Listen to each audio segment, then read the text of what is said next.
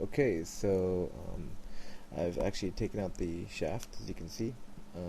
Here, just kind of wanted to show you about what it really looked like, and really kind of what I had to go through to kind of get this out. So, big thing was I actually had to use a vise.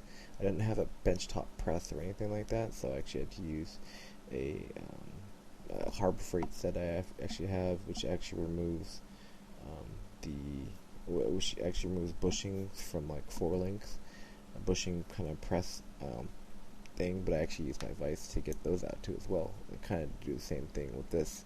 I actually had to utilize that by pressing from the backside by using this fitting over the end. And I only had to press it around an inch out, but it definitely was a daunting task to ensure that I actually press it in the right fashion, because you don't want to screw up the bearing.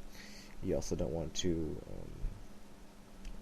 overextend it so that it gets crushed and you're not going to be able to get that bearing out. So definitely you want to make sure you keep that in mind, especially when you're doing these kind of jobs. Having a bench top press would be a lot easier, but you really got to work with what you got.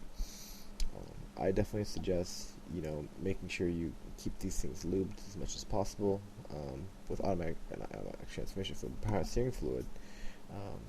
But really, when you get this thing out, you're going to definitely be able to replace the seal. And I think this actually was the main culprit to why it wasn't actually giving me a proper seal. And so I definitely suggest you guys, when you're doing these things, to do all the seals, even this one.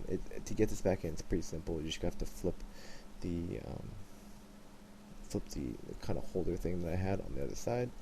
Um, but yeah, so make sure that when you do get this done, you replace the seal. It's not that hard to get back in. As you can see, mine was pretty grody, but I'm really pleased with the progress I've done so far.